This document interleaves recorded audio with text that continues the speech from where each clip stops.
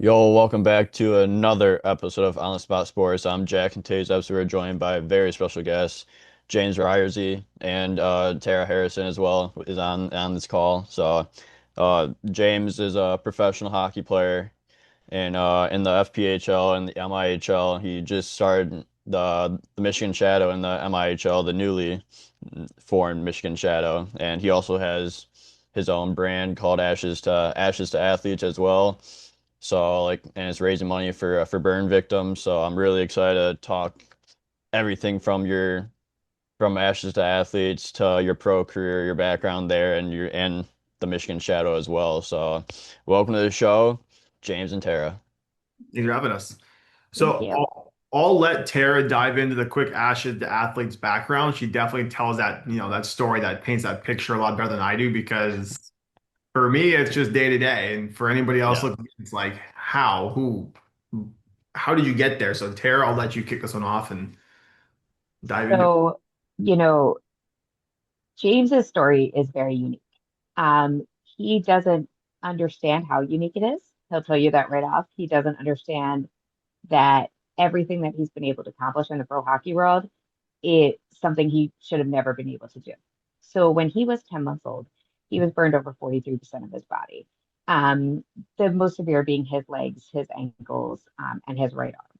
So a 2017 study looked at adults as they aged and, those that sustained burns over their ankles. And most of the time, they had severe range of motion restrictions in their ankles, almost all of them. So the fact that he is able to play pro hockey at the level he's played at is just extraordinary. He should have never done it. He's defied every single odds. And so that's a lot of what Ashes2Athletes is about, is that this is a brand that's built on courage and strength and resilience. And it's about giving back to these people. So my very first job as a nurse was in the burn unit at Massachusetts General Hospital. I actually worked with adults. And they hold a very special place in my heart. These are people that I cared for months and followed for years, and they are just so much a part of my story as a nurse and how much they taught me about being resilient and about being strong and about never giving up, even when the odds are stacked against you.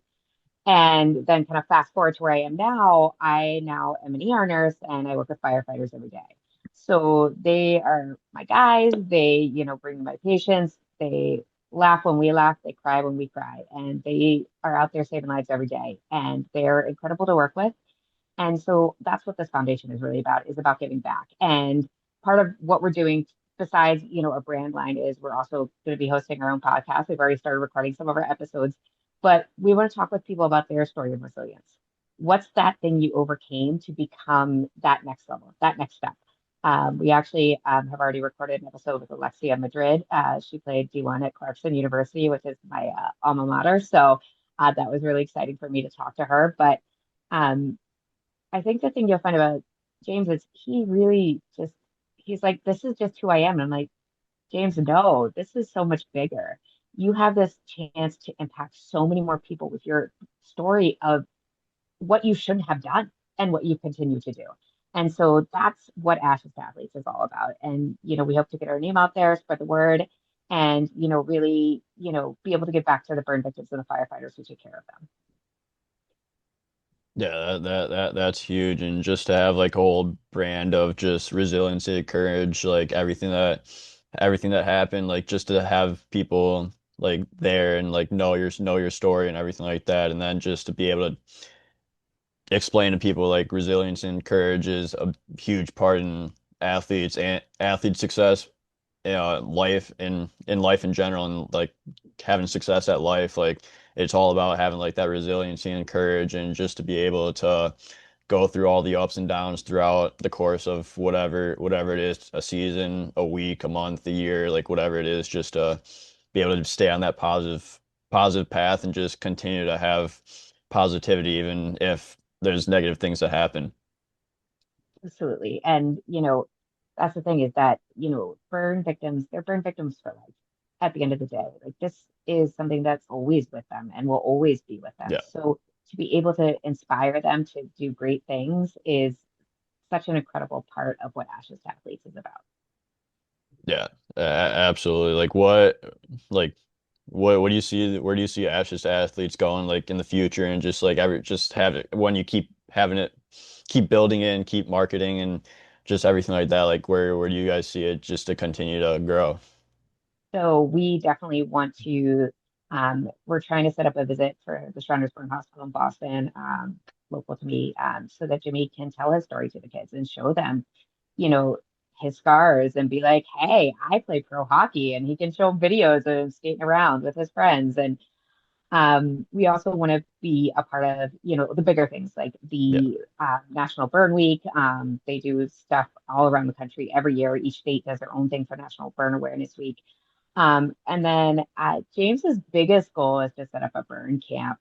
He was really lucky to be able to go to a burn survivor camp when he was a kid, and he can talk a little bit more about that. But that was such an impactful and meaningful part of his story. And so ideally that's our biggest goal is at the end of the day, that's what we'd like to do. We'd like to do a week where we're inviting these burn survivors from, the US and around the world to hang out with other kids who have the same issues, but still just be a regular kid, still do all the Yeah. fun things like going sailing and, all the other things. So, like I said, James could speak a little bit more about how important that was in his life. Yeah. So as we get going, Jack, so you're a goalie. So resilience and courage and training. What I've never played goalie. I'm not that coordinated, but tell us about, you know, sometimes where you're down, mentally, just physically beat down. What do you tell yourself when you get scored on your first shot of the game? What's that like that mental barrier for you that you had to break early on? I mean, you play professional goalie as well, right? So Yeah. kids hearing it directly from the source. I was laughing that you got the Blue Water jersey framed there, but not the Dashers jersey. I gotta frame it so it's just on a hook right now. Yeah, but my story is actually pretty interesting because I started out as a forward when I just learned to skate at 3 years old from going to like all these like learn to skate things that my parents put me in and everything. And then I did the learn to play hockey at probably 4 or 5. And then from then until I was 18, I was a forward. I played like in-house hockey throughout that time. I played 2 seasons of spring high school hockey as a forward, and then at 18, I switched to full-time goalie, and I'm 25 right now, so it's going on 7 years that I've been goalie, and I didn't have junior experience coming into it. I didn't play college hockey going into it because like I was also on the smaller end and the late bloomer, so no one's gonna really take you seriously. So I was like, if I'm gonna make something out of hockey, I might as well be a goalie. And like I would always play like street hockey as a goalie, like basement hockey with my dad and my brother as a goalie. So like it kind of went full circle into coming up as a goalie. Even when I was playing forward, like I would design like goalie masks, design pads, stuff like that. And then I was just playing like pickup hockey and like beer league at the time from like 18 until I graduated college in May of 22. And then that really made me like I was skating ever since like the COVID year, like I was skating with like a bunch of like the pro guys that played in like the SP and the coast that didn't really have a spot or they were looking for a spot at that time. So like I was skating with them throughout the winter and the summer. And then that led me into Blue Water. Just my agent reached out. I got an agent. My agent reached out to teams in the MIHL. Went to Blue Water. Went to Blue Water's camp. Signed as their starter right away. And that was like my first real competitive hockey like feel for a goalie. And that year was super tough for me because obviously Jimmy, Blue Water was definitely struggling throughout those years. And So I, I I was didn't know about Blue Water so I moved to Detroit, would have been August of last year. So I just ran into a couple guys along the way. Obviously, I kind of retired and hung them up, yeah. got married, have 2 kids now. And then Gibby, old Elijah Gibbons, is like, you got to come play. I'm like, I don't even have gear, man. Like, I got skates, and he's like, figure it out. We have a game on Saturday. I'm like, all right. So I call my CCM rep. He hooks me up, blah, blah, blah. And we go in versus whoever it was and had a couple points. And the coach was like, hey, you want to come to Alpena next weekend? They like actually get fans compared to the rink we were at that Oh, dude, there wasn't even like a table to try and sell tickets. It was just like, I don't know. I think I brought 6 or 7 people just because I walked in wearing a suit and tie. I'm like professional hockey. I Yeah, probably looked like an absolute dummy out there, but I laughed because I took a video, which I'll send you later, and it's me with one of the Snapchat filters and making me old as, the Dickens. I'm like, oh man, just saw some little 18-year-old walk in with a matching bag. Like, they're gonna get fucked up real good or whatever it was. It's hysterical though. And then come to find out on Snapchat, if you're in like a bubble, anybody in your bubble can just see who's around. yeah. And Grixie texted me. He's like, all right, when you're done taking stupid videos in the park, come in and meet the team. I was like, oh man. And Like that great, was great like, first look. yeah, and so I walk in wearing a suit and tie, like, 2.5 hours early, and there's guys walking in like in, sweats. I'm like, Yeah, what? It's kind of eye-opening. And then got invited to play the next weekend in Alpena. Then everybody wore suits, so that was good. Then I was the guy wearing, khaki shorts. I looked like a yeah, weasel there, but and then I just got hooked, man. I was like, I missed yeah. this. And 17 games later, I got called up to the Federal League. So Yeah, like that's incredible, and like that was like kind of like my journey too, because it's like my first game I show up in a suit and everything, because obviously you're thinking pro hockey, like you gotta like dress the part and everything, and you see all Federal League, these. man, I don't dress anymore. It's weird.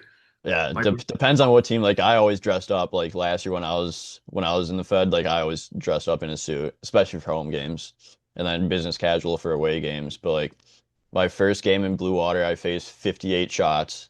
So that was a welcome to the MIHL, and we lost 7-3. So like like obviously you don't want to give up 7 goals, but like I was like my first real competitive professional, semi-professional game, like that it actually matters. And like I faced jumped right into the fire of things and facing 58 shots against one of the best teams in the league yeah, that has played together. And like we have not practiced. May have had one practice, and these teams are practicing like twice. once or twice a week, whatever it is. Like I was like, there's nothing, like I can't really do anything. Like I held my own that I could do, and like that really made me realize that like I can actually play. And then we went throughout the season, like we, we only played like half the regular season amount of games that the league usually does. So we played like 15, and we didn't lose. We lost every single one. And then, but like my third game, we played Muskegon, who obviously I played for a little bit this year as well and the year before. And we lost 5-4 in a shootout, and I stopped 71 of 75 shots. So Oh my God. yeah, that That's was also like a wild. welcome to the league moment, because you're playing the team that won the championship the past 2 years, and then you're putting up 96 save percentage on a 75 shot game. So like I was like, it's just my one shot mentality. It's like one shot, one save, and then just I just keep saying that every single shot, every single time like I'm on the ice, one shot, one save, and like it eventually just keeps piling up, and like I'd rather be over siege and like getting all those shots and facing 30 shots at that time, because like it really developed my development as a goalie as well. And like you have to stay in the game when you're facing that many shots. Yeah. Yeah, you don't have time to breathe when you're seeing 75 shots. I mean, that's No, just I a, think we may have got shot 75-9. I think that was probably Wow. the shots. So it was in our zone a lot of the time. yeah. That's crazy. So my daughter is a goalie. One of my daughters. Both my daughters play ice hockey, and she's a goalie. She's 12U. I mean, I don't know. Like, on Shoresy, they talk about how goalies are weird. Do you like fit that stereotype too? Because my daughter is super weird.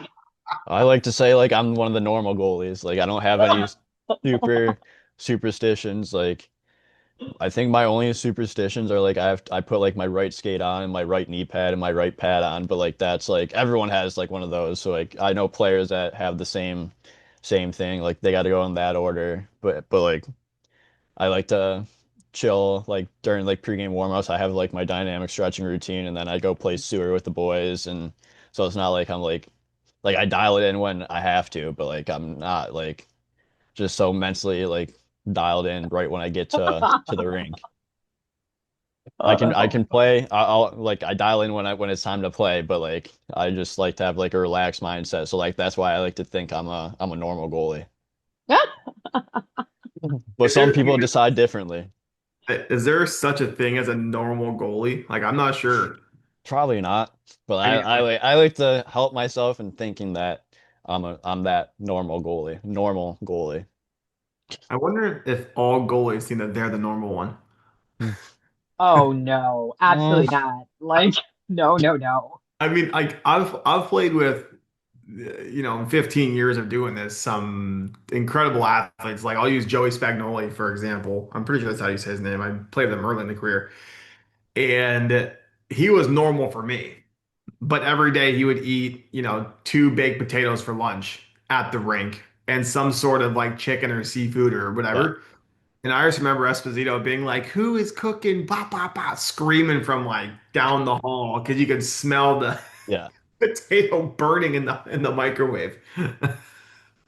That might be a little like I don't have any of that like where I have to eat something every day like that, but that doesn't seem cr as crazy as I've seen or heard people do. Yeah. I mean, what's your craziest goalie partner superstition or thing that you've seen? That's a good one. I honestly don't think I really have had any crazy goalie partners that I've seen like crazy things. Like it's normally just their stretching routine. Like, but like I do think like my goalie this past year in Danville, like he's a beauty. Like he's a good friend. He's a great goalie partner to have. Like he just had like bounces across ball, like in a certain amount of times. Like he'll play catch with, so it'll be like one bounce, then you'll have to go like two bounces and catch it, then three bounces and catch it. Like I think that may have been the craziest thing I've ever seen, and even though that's not even crazy at all. What about the on ice antics that guys are doing? This is where I've got a good one, but you know, what's the craziest on ice antic that you've seen from a goalie? Hmm. Uh, Like I played with this guy Nick Neidert, who is an absolute gem. I mean, he's a legend, especially in the Fed. yeah, Minor league hockey is a legend too. I know he's Needs. his EP. You have to scroll to see all the teams he played for. I remember one of Yeah. my years I was suspended, so I ended up being his driver to all these events. So like one day we went to Reading, then Elmira, and I was like, well, I can't play anyway, so I might as well go out there and road trip with him. I did it for Kelly Miller too, but whenever you'd hit Nieder in the face, like I remember one specifically in warmups, and he like tomahawked his stick at me, and like I had a pretty good cut across my face, had to get stitched up, and then in the locker room between periods, he's just like, "Don't ever hit me in the face." Like I was like, "Dude, like the puck jumped." He's like, "You're a professional hockey player." I was like, "Yeah, but like the puck jumped." He's like, "Then Yeah. just fucking shoot in the corner or something." And I mean, Yeah. like 18-year-old me, I'm just sitting there like, okay, yes, sir. Okay. Oh Understood. yeah. Yes, sir. I got you. But like yeah, like honestly, it's probably just like people or like guys like going off on guys hitting hitting them in the face. Honestly, like that's the probably the craziest thing that, and like they'll like freak out or like jump and just like freak out about it. But like to me, How much? it's part of the job. Like you're gonna get hit in the face. Like you, this is what you signed up for. Like obviously we don't like getting hit in the face, but like it's part of the job.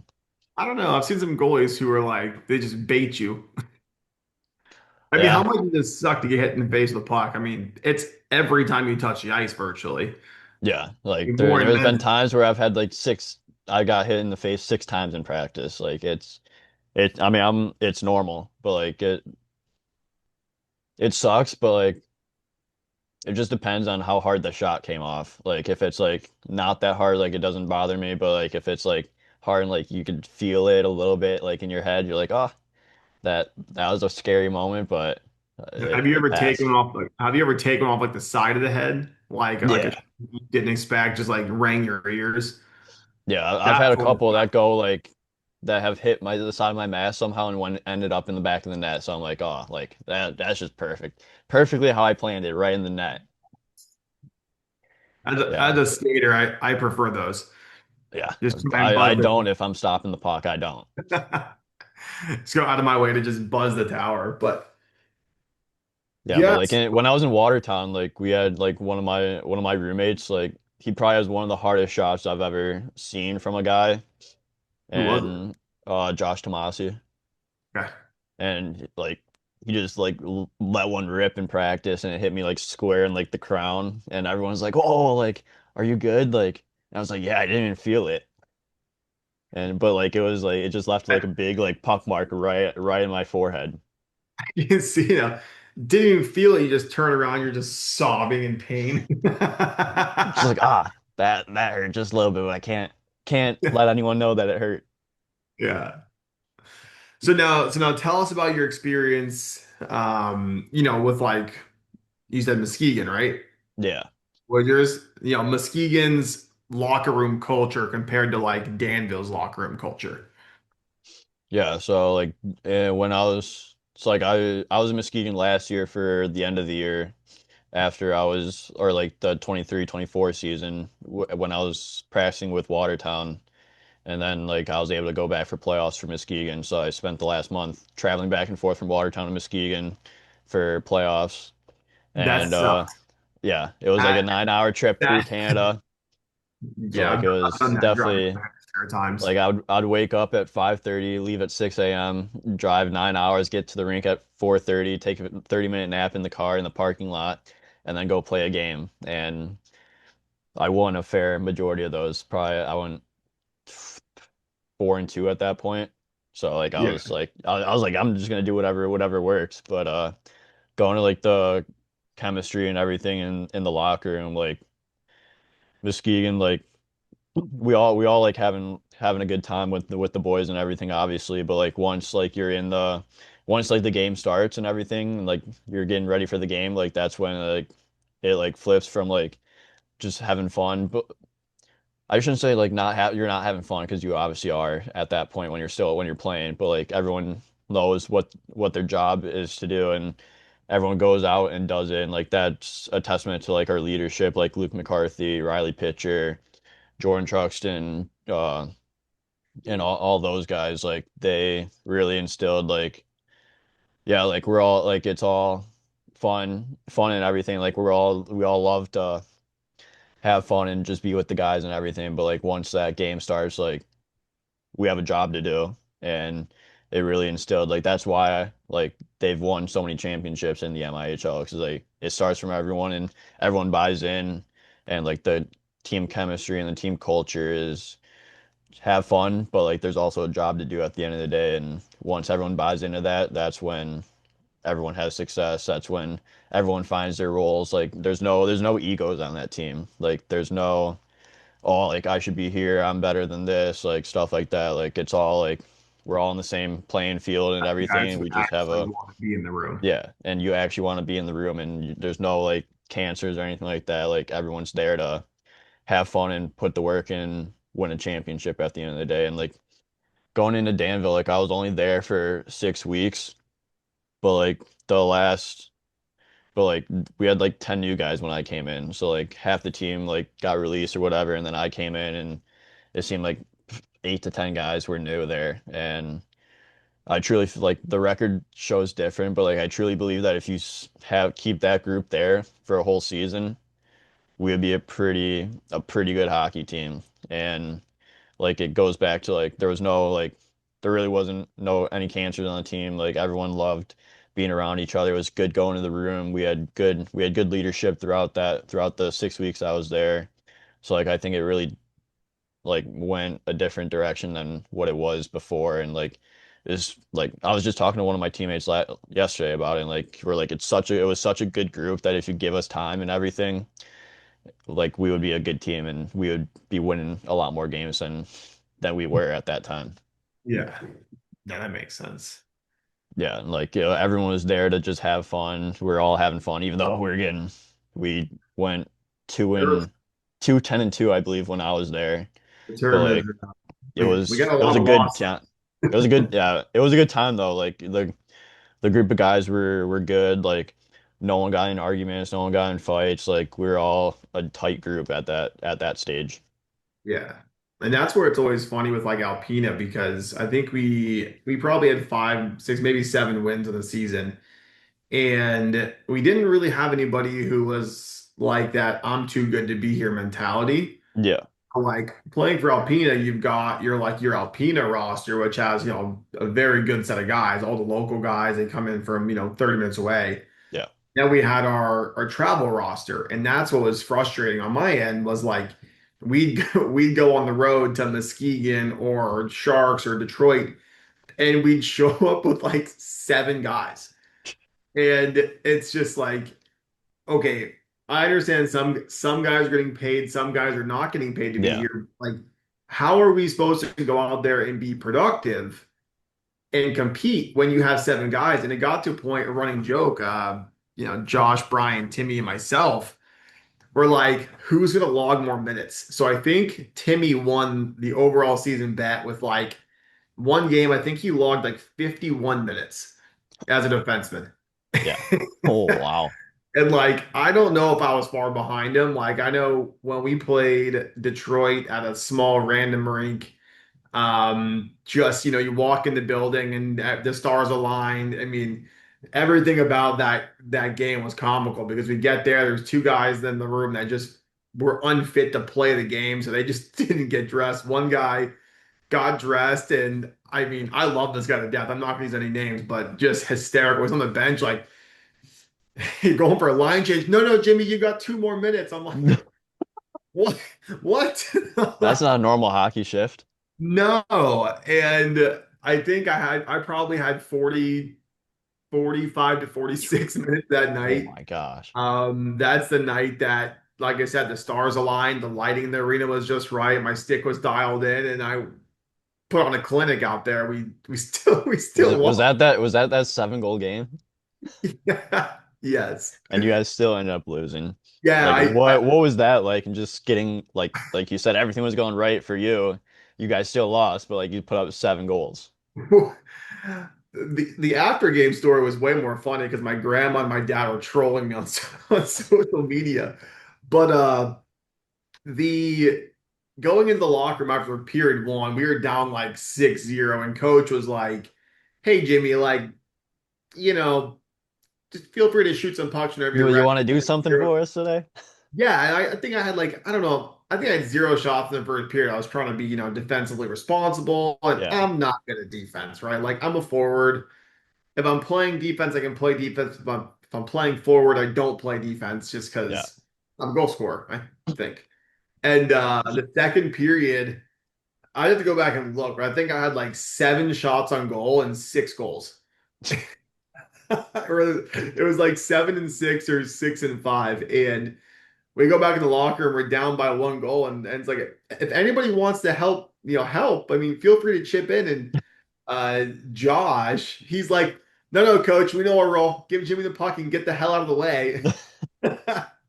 And so we figured going into the third period that they would change their game plan, like have someone shadow me, just trail me, whatever. Nope.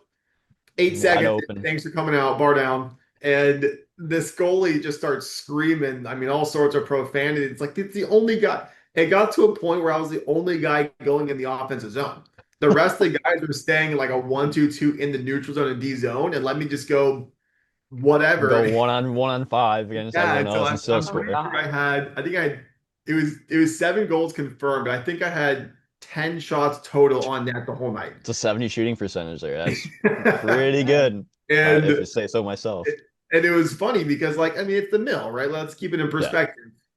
There's guys who can shoot pucks, like Trevor Poe is an unbelievable goal scorer. Like he yeah, just had to touch, and it's every night the guy's going to give you 2 or 3 goals, and that's not really me.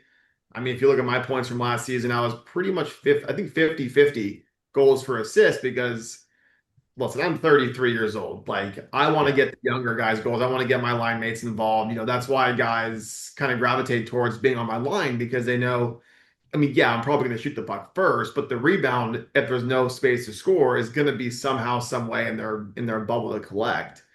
But we get it to like 8-7 in the third period. And then I got hit by somebody who's a great hit actually. And I'm like, exhausted. So I just jump off. And it wasn't 15 seconds on a line change. And I'm looking down, the goalie's on his back, goals, and I was like, damn it. Now it's like 9-7. And I was like, Coach, you gotta pull the goalie. So we pulled the goalie with like 8 minutes left in the game. And we ended up getting an empty netter scored on us with like 30 seconds to go. But it was just like, okay, well, anyway, so we get off and the somebody post like the score sheet online because like you knew about it. Yeah. I don't know where you saw, but like So you Facebook, I think. and my my dad tagged me in it on Instagram and he's like, only seven, huh? Couldn't have gotten, maybe one or two more. I'm like, all right, like thanks, Dad. Way to go. And then here comes Grandma, his mom, behind the scenes in a text message. Jimmy, if you put more effort in, you might win some more games. I'm like, what do you mean? She's like 7 goals. What is this? Warm ups. I was like, oh my God, Grandma comes in swinging. Oh, And it was the next week we played, I think actually, was it you guys? We played someone at Buffalo Wild Wing on like a random. Hmm. Maybe it was the Sharks because I think we played the Warhawks, I believe Yeah. At So Buffalo Wild Wings. I'm going through my warm up routine, just like, you know, try to be an athlete, try to be prepared. And one of the guys on the other team who, super friendly guy, he goes in our locker room and takes my sticks. I see him walking out with them and like they've got my name on, so it's not, Yeah. they've got, colorful tape on it. I was like, what are you doing? He goes, Coach said if I don't score any goals tonight, I'm getting cut. So I'm gonna take your stick and see if it works. I'm like, oh, okay, that's fair. so bad.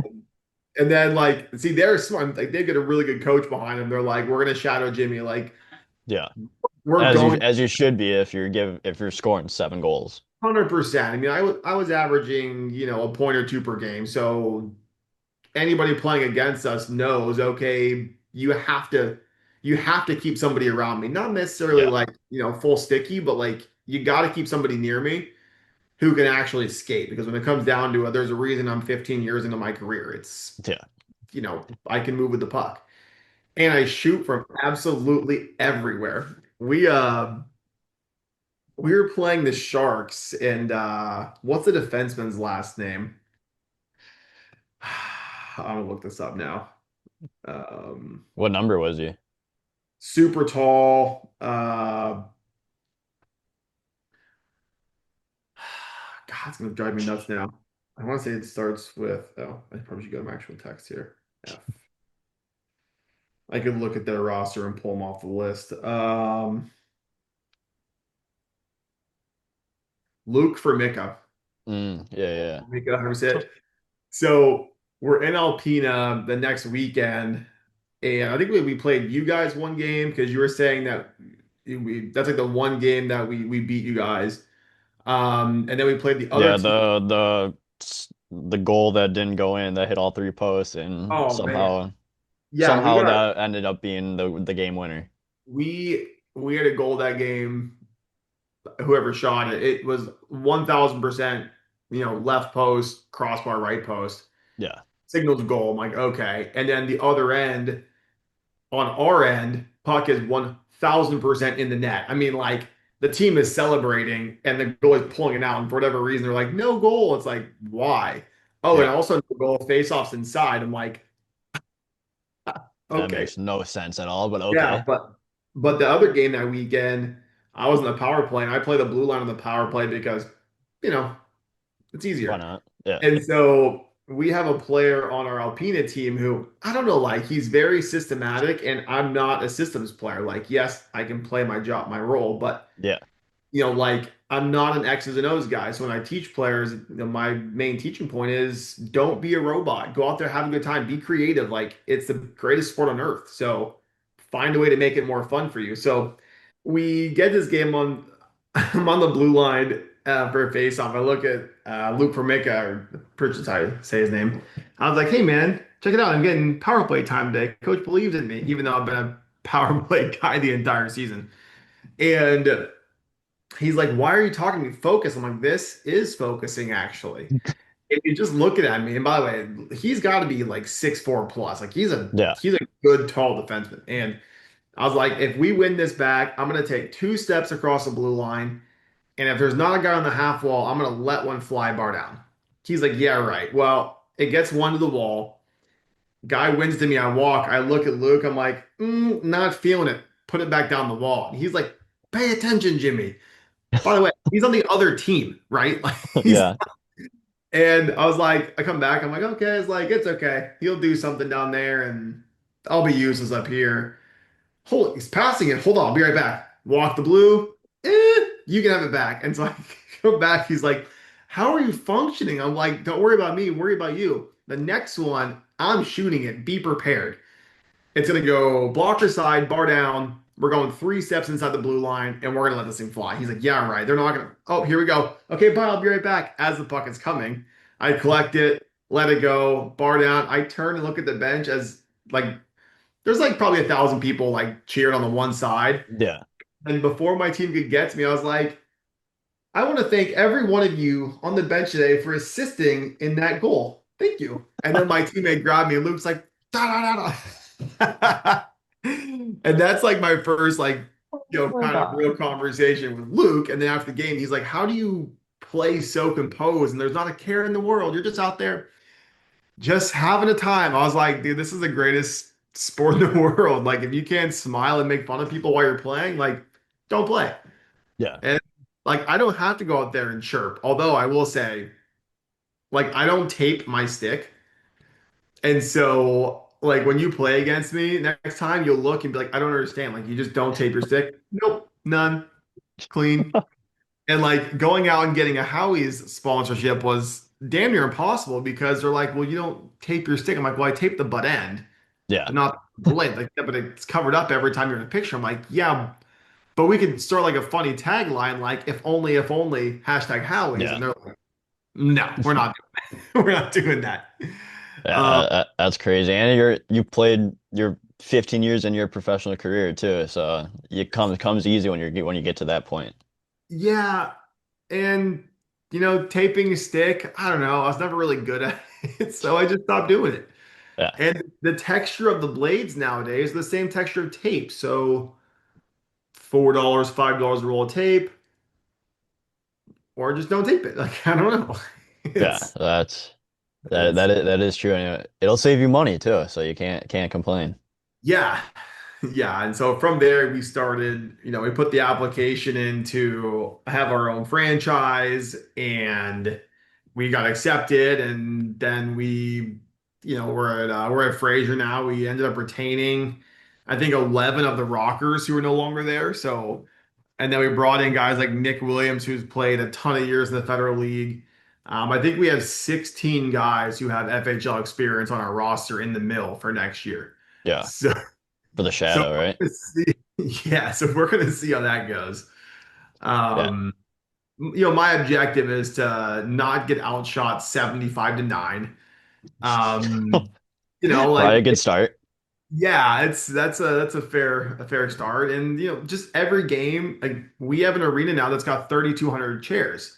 Yeah, So if we can sell that building out or some sort of promotional to get butts and seats, like it's going to be an unbelievable atmosphere. And I hope that every game is a one goal game plus minus, right? Like if we can go out there and be competitive and compete, like I think we've got a roster to come out of the gate, you know, swinging, for lack of a yeah, better term. And we're going to open this season with Waterford in their building, and then we play Detroit, and then we have our home opener is going to be against Muskegon. So our big selling point for the home opener is to be the best. You have to beat the best. We'd like to welcome in the defending champions, Muskegon, and then yeah, their guys take the ice, and then we have our starting lineup come out, and of course, we've got some surprises for that night that are coming, which I'm so pumped. Like people are gonna be like, what on earth is this? Be like, just embrace it, man. It's minor hockey. Just love yeah, it. Be a part of it. It's hopefully if we can sell the building out. In game one, we'll have a couple video crews there, a bunch of photographers, and then the marketing will basically run itself because people want to be a part of that experience. So hopefully yeah, we can, pick up where the Rockers left off. They started building their fan base later in the season. and hopefully we can retain a lot of those guys, hopefully, and families get them to, even if they wear their Rockers jersey to the game, like that's cool. It's history of the building is what it Yeah. is. Like, so we'll kind of Good see. growing point as well for the league in general and everything else. It's a growing point, and you never know what could lead for that in the future. Yeah, and I talked to a couple guys, and a few years ago, and they jumped into the league. They're like, no, I'm like not really into it. And then Scott Brand came in the picture, and he just does. I mean, he's a Yeah, magician, right? Like how he's able to complete what he does and the timelines. Like there's a reason he gets hired for these roles. And I know he's yeah. working with an FHL team, PD, South Carolina. The Ice Cats.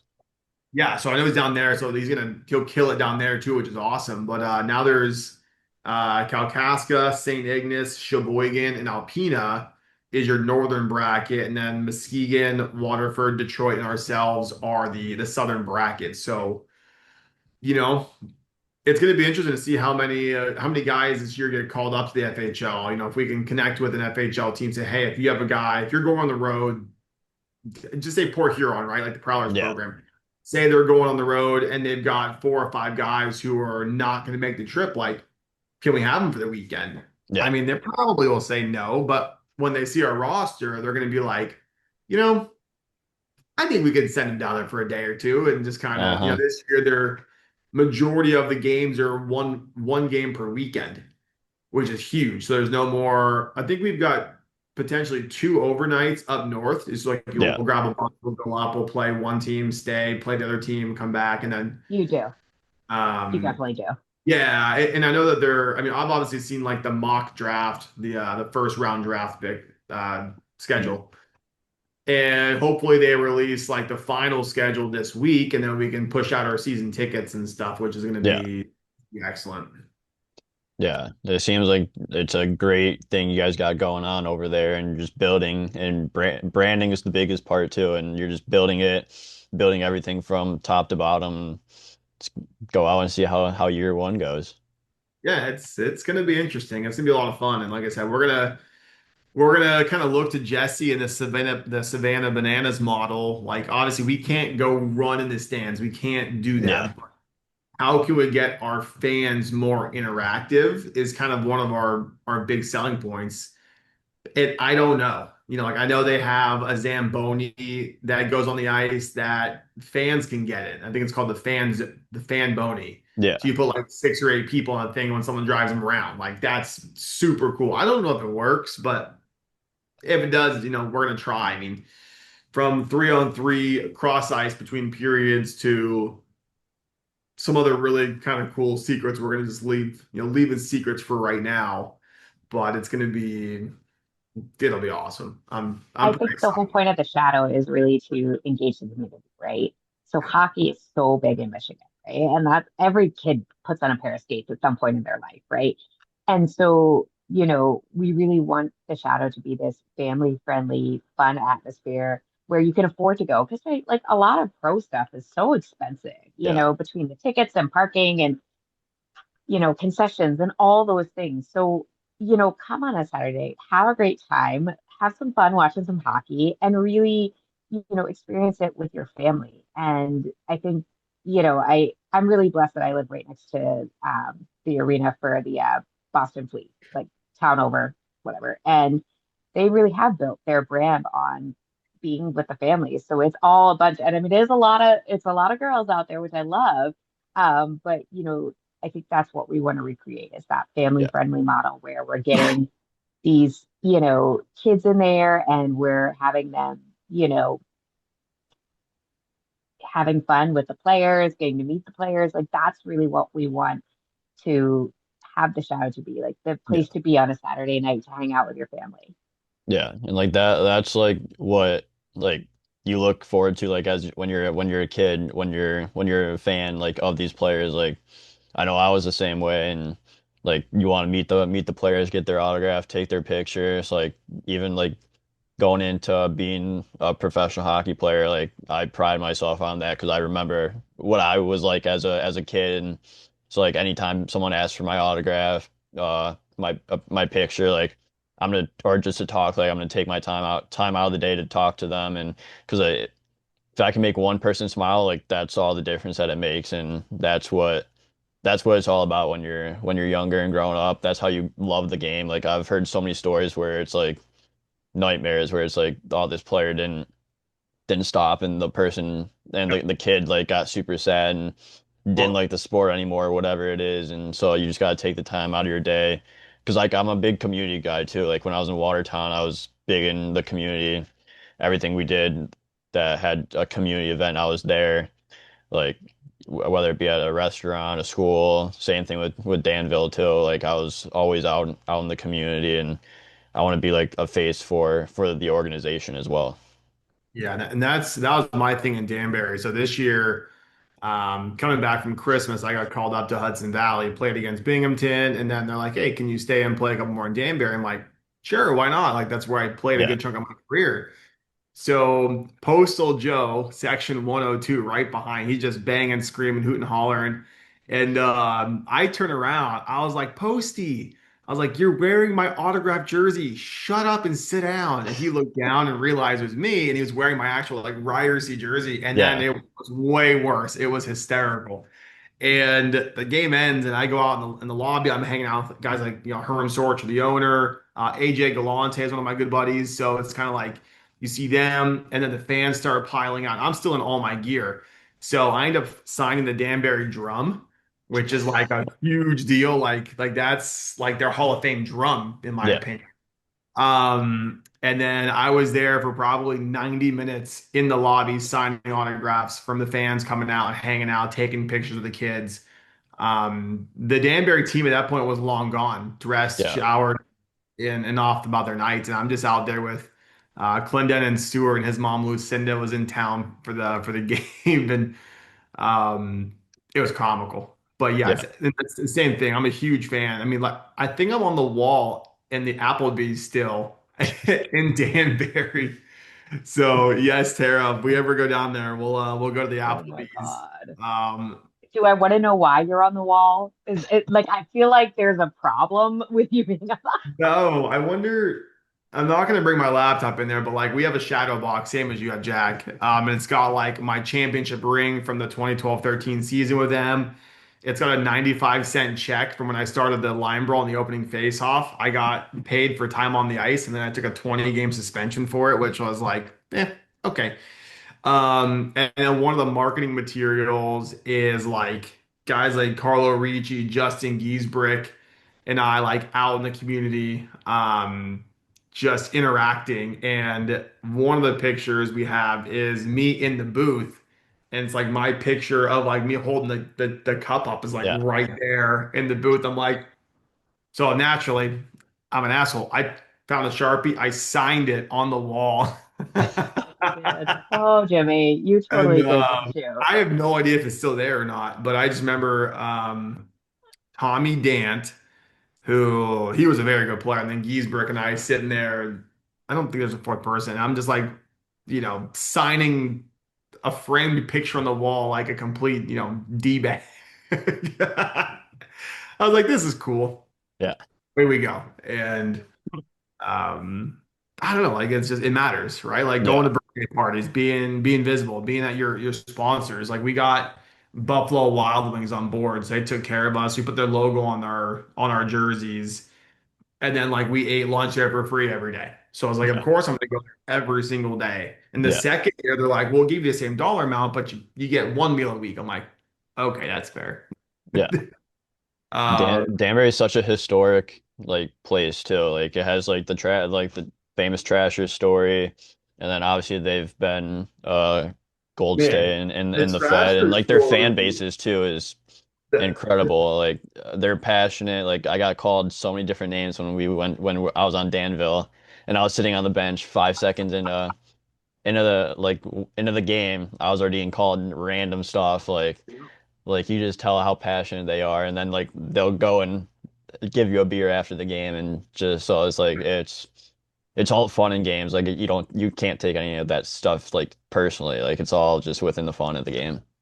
We, I was a part of I started the Danbury Whalers Cape Cod line brawl at center ice. And it was funny because the guy's dressing. Who was out there with me? Blanchett. He was getting his head banged in with the door, like with the actual door. Wow. So I think he stopped playing after that. Now he's working in Hartford with the youth program, doing a great job up there. Pisano, Kelly Miller, and somebody, but like Espo's like, "Hey Jimmy, you're starting." I'm like, "What?" Like, listen, I'm a good hockey player, right? I'm not considering telling you I'm not, but like, I'm not first line good. I'm Yeah. at 18 years old. I'm not. I was like, okay, whatever, and we're going down, and Pisano's like, "You ready? You taped up?" I'm like, F word, just like, no, come on. And like, I love fighting, right? So, Yeah. like, everybody says, like, what's your superpower? For me, I'm a burn victim. But what other people don't understand is I burned all the nerve endings on my body. So you can punch me in the face and it doesn't hurt. I'm like Mr. Deeds. And so, like, I'll go out there and just take a beating and it doesn't matter. So I'm like, all right, well, looks like we're going. And Ernsty's reffing this thing. He's like, you gonna do your chin strap? I'm like, no. And he's like, dang it. And just slams the puck down and everybody's going. Um, I grab the guy, he gets loose and he skates into his bench. They open his door. So I go in the bench. I'm trying to pull him back on the ice. I end up getting hit by a bunch of guys. Like Davey Lund was swinging. Davey Lund ended up like tying me up and like pulling my head into his jersey because everybody around him, rightfully so, was just trying to get a piece of, the 18-year-old trying to be a Yeah. hero. I definitely hit the coach a few times. Coach hit me a few times. And Dave Lund, who I'm not sure where he is now. I know he was working with Wesley Ann College, but he's like, "We're done, Jimmy. We're done, Jimmy." Like, I'm like, "Okay, fine." I'm like this. I'm like, "Okay, you win." I'm completely tied up, and my arms are Yeah. straight out. Um, and then we're skating to the bench. Then the goalies go at it. Peter Vetri just absolutely buried whatever the kid's name was. Like when you're watching boxing or MMA or it's like a street fight on like on World Star, when there's like a good contact, like you hear it, right? And Yeah. you just heard this kid's face just break on the first punch. I was like, yeah. And then the place erupted. I was like, that was awesome. And then the second shift, the next five guys all fought. I was like, this is nuts. So there's 10 skaters in the box. We end up all getting sent to the locker room. Like, we're done with this. Like, you're all going. The other Yeah. team, like, tried to leave. 102 ran across to the dollar store across the parking lot and got these, like, adult-sized diapers and came back and put them over the top of the glass. Like, babies. Like, you just hear him screaming, like, you guys were 0 and 10 5 seconds into the game. And we're like, yeah, I had to sit in front of the FHL committee to explain why I was in the bench, explain why I started the fight. I was like, it's funny. The guy at the face off was like, "I'm gonna kill you." I said, "Not if I beat you first." And I had to play dumb. It's like I can't go there and be like, "Yeah, all my Yeah. team were prepared." Nope. I'm like, I don't know, man. The guy said we were fighting. I said, "Okay, sure, let's go." And then, well, And 20 then games, that'll happen. 20 game suspension. Yeah, you got a But good story out of it though, so oh man, the fact that I don't like have just like cuts and everywhere on my face, teeth missing is really honestly it's impressive. yeah. It's either because I'm really good at fighting or I suck at it and I'm doing it wrong. I don't know. Yeah, One figure of it the out. two. Yeah, You'll figure it out eventually. yeah, but it's funny now because like I was saying, I'm good friends with AJ Galante and his Ice Wars program. And so I went up to Northern Michigan for the Soaring Eagle fights a few weeks back with Roddy Person, who plays for Alpena. We got him in there. Nick Williams is there. He's actually on my shadow roster, and he's an absolute menace. And walking around, see all these guys like Chase Tip, and I fought the guy a ton of times during my career. And I was like, wow, like. And then Chase was telling me, and Nick was telling these guys, Roddy, these stories of me fighting, and Roddy's like, I will never fight you. I was like, that's a good choice. Yeah. And AJ Galante's like, you should get in there. I'm like, you don't want that. And Chase Tippin's like, you got to get him out there. Nick's like, you got to get him out there. But like, I'm married. I've got kids. My Yeah. wife, you can't pay me enough His to. wife would kill him. His wife would kill him if I he did would that. come home to There a would be death. domestic. Yes. Yes. 100%. Katie would lose her mind if he fought. My wife has never seen me past a smile. Just like we'll figure it out. Like, Yeah. I mean, year 12, year 11, year 12, whatever it is, and I think 10 of marriage. At this point, I just stopped counting. But I I don't know, man. Like if I came home, it's like, yeah, I'm gonna make $500 to fight next week, and she's gonna be like, Yeah. the hell you are. Absolutely not. Yeah, but No, no. it's always interesting, like in the mill, because every team has a guy that will fight, Yeah. right? That's fine, pretty standard. And they never fight the guys who want to fight. They'll just like randomly grab a guy who maybe he needs a beating. I don't Yeah. know. I mean, I'm not the one fighting. The one guy this year, I don't know who it was, asked me to fight. I was like, "Are you kidding me?" And he's like, "No, let's go." And he's like shaking his glove. I'm like, "I will rip out your dentures and skull fuck you. You can cut that off the video." And the ref was like, "And we're done here. We're not doing this. Yeah. Back to your benches." And that was the last guy who God. really kind of bothered me. And of course, keep in mind, like, not that you would know this, but when we're out there, I don't wear any pads, right? So like I cut all the pads out of my pants. Yeah. Like if you know anybody from Alpena, I don't know if you do or don't, but like ask him about like I wear it's a shell. Like, and then Katie found out that I was not wearing hockey pants or elbows or shoulders. And she's like, you have to wear pads. I'm like, no, I don't. Like, I play roller hockey. It's no different. She's like, Yeah. what are you thoughts? I don't do that. So we get elbow pads. I wear volleyball elbow pads now. That's it. And then the shoulder pads, they're there, but they're not really there. And Yeah. the pants, we literally take all the pads out of them. Um, because if I get hit, okay, like it doesn't hurt. So why would I wear all the extra weight when I don't have Yeah. to? And physically, I'm just bigger than most of these guys. Like it's not that I'm super strong. I'm not a weightlifting guy, but like the way I play, there's a reason I've made it 15 years, and it's not because I'm soft, right? Like I Yeah. understand low center of gravity, how to take it, how to give it, how to counter it, which is where people really stay away from me. Yeah. There's a guy on Muskegon, uh, really good player. I want to say number 10. Luke McCarthy. Is that him? Good player. Until Yeah. we were playing on Peanut and we were going for a puck and we both locked eyes with like contact. I don't know where the puck went. We both hit each other and we bounced off and we're like, good effort there. And we're just like, oh. And we That finished we finished the shift and went back to the benches. And after the game, he's like, I wasn't prepared to get hit. I was like, I made eye contact. I thought we had a moment there. And he's like, I knew I was getting hit when you leaned in and the puck's still 20 feet away, but like yeah. I hit back, but I wasn't prepared. I was like, well, next time, don't make eye contact. Yeah.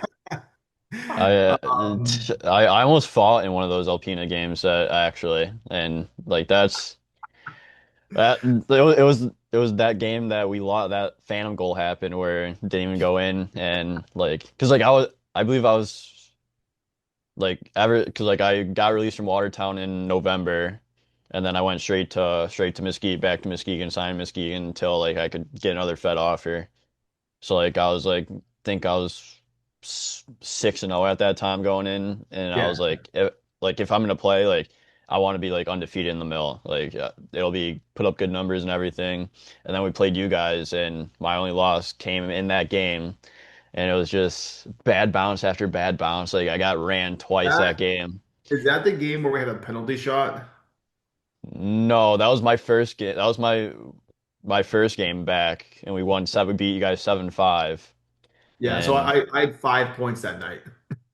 yeah, that makes more sense then. But like that game, like it was, I think that score ended up being like 6-5. You guys that game that you guys beat us or something like that, and like it was like 5-2, like halfway through the second period, and I was like, I already got ran twice, like one and like one of your guys like hit our guy in the corner and like just like cross-checked our defenseman in the head.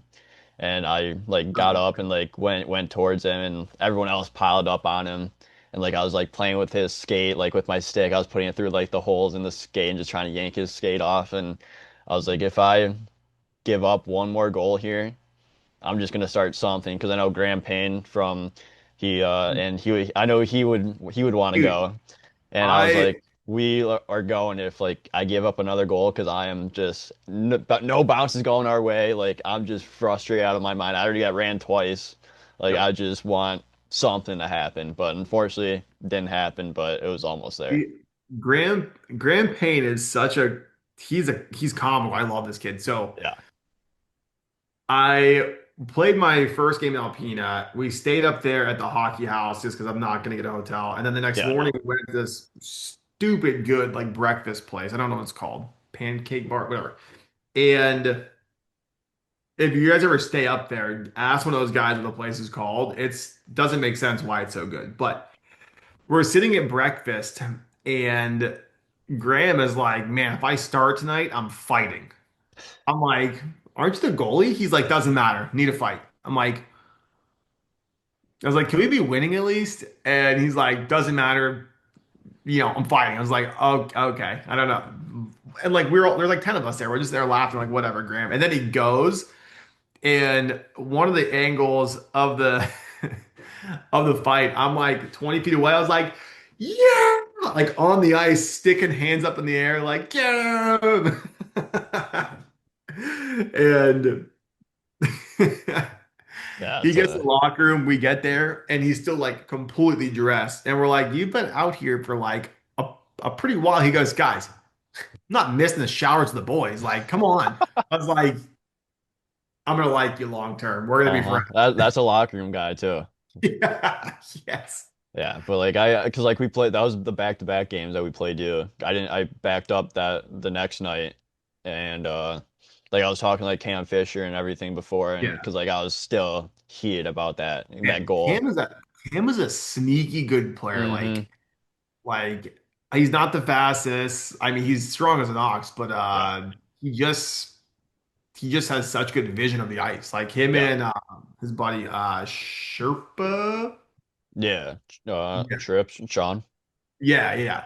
Yeah, They just like they're like a dynamic duo. Like you put them on any team, they're gonna produce. No, it doesn't matter what level. Like they could both yeah, go no. play bad and they would be plenty fine. Yeah.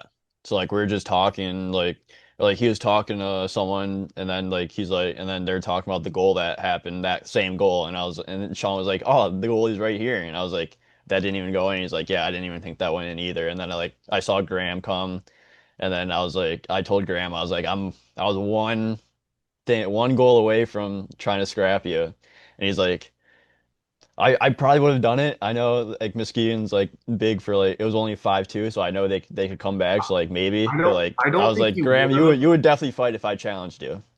I don't think he would have though because Max was backing him up. Mm. Yeah, that is that he Yeah, did. you Yeah, got to he think about your was. partner in crime. I mean, Yeah, if it's Gibby behind you, have a ball. Do yeah, great, right? Strupa, I don't know if you guys ever played against him. He's a little bit older, but like mm, just phenomenal athlete. Like he just everything about his game is just like, like and it works, right? yeah, It's just him. I think I went to like a total of two practices last year, and they were more or less bag skates. And yeah. honestly, that's what I need. So I'm not complaining. But it was like, okay, I'm gonna go bag skate on a Friday night at 11 p.m. Oof.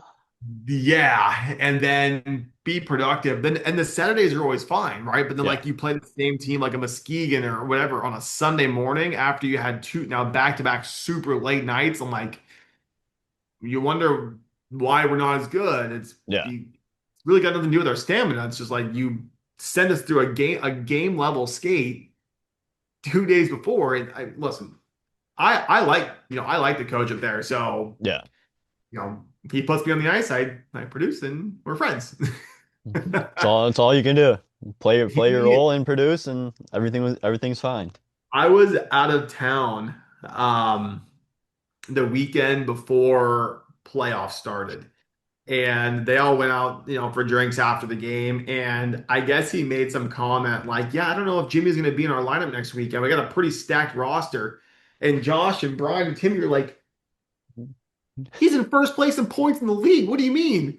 So they like whatever they call me. They're like, "Yeah, you might not dress next week." I was like, "Okay, well, we've only won like 5 games, so what's the difference?"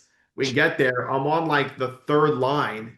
Oh, by the way, against Waterford in Waterford. I'm like, this is good. So before my first shift, we were already down 3-zip. I'm like, hmm, I got 51 points in 17 games, and I'm okay. Yeah. I'll go have fun. And I mean, I would hate to look back at the score sheet, but I think we got beat by like 18 goals that game in the playoffs. Ouch. And Yeah. I think I had 8 points running a third line. Yeah, that's crazy. Yeah, I remember those playoff games, like because we were playing the Warhawks too, and during that time, and like I just remember it was like 22-3 or something, like something crazy, stupid like that. I'm excited this year for them to, with the 8 teams, only 6 teams make the playoffs. Yeah, So Oh, nice.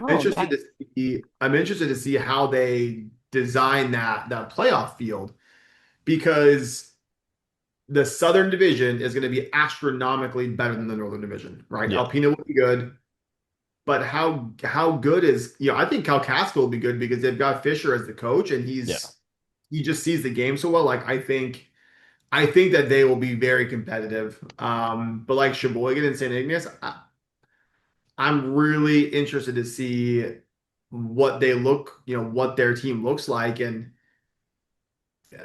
I mean, if Detroit goes up there, just say hypothetically speaking here, right? Say Bolton takes his team up there and he beats those teams, which would be awesome. yeah, And the top 6 teams are 4 teams from the South and only 2 from the North. How does the league do yeah, that? That's above my pay grade, obviously. That's none of my business, but I'm interested because I definitely believe that we've got, 3 if not 4 strong teams down here. And then, Alpena and Kalkaska, but we don't know what Sheboygan and those guys are going to do. I yeah, mean, one of the teams posted a video or a picture of a guy signing who's in head to toe Red Wings gear. yeah. I don't think you play for the Red Wings. Like, Yeah, I'm probably like, probably why not. would you why would you post that? Like that's just not I don't know. My guess is I'll get some backlash from this just from, telling about who's signing where and who's doing what. But like just take a nice clean headshot of a person and post it. Like, I don't know. Yeah. Just Yeah. get something good going, like you guys have with the headshots and everything. Like get some They're media really and nice. Yeah. like they're super nice and professional looking as well. Yeah, so Lakeland Photography, Brandon and Adrian, Yeah, they're he's a killing. he's a he's a good guy. He took some pictures of me when I was in Danville that turned out super good. Yeah, so I'm excited to have them full time with us behind the Yeah. scenes. We got them their own custom game jerseys with their business logo on the back, and it's pretty cool. But Yeah, no. anyway, It's Jack, just about yeah, but growing and everything. before it cuts us off, obviously, thanks for having us on. I'm Yeah. excited. Where are Thank you you so going this much. season? Do you know yet? I do not know yet. I'm still looking, still uh trying to find like obviously I want to spend a full year in the Fed this year, so that's my main goal. So I'm just looking, contacting teams and everything, and just looking for an opportunity because that's all I need is just that opportunity, and I'd take it and run with it. Like I know I'm ready, I know I'm prepared, I know I can win games in that league, so I'm just ready to whatever team picks me up to where I'm going. Well, if you go somewhere they need a guy, I got a always vehicle, I can know get to call you. there. Yeah, Yeah, but my thanks goal is again. Yeah, but thanks my again goal for is to coming get on and called up everything. once per year until I basically die. Just see. Hey, it's a good goal to have.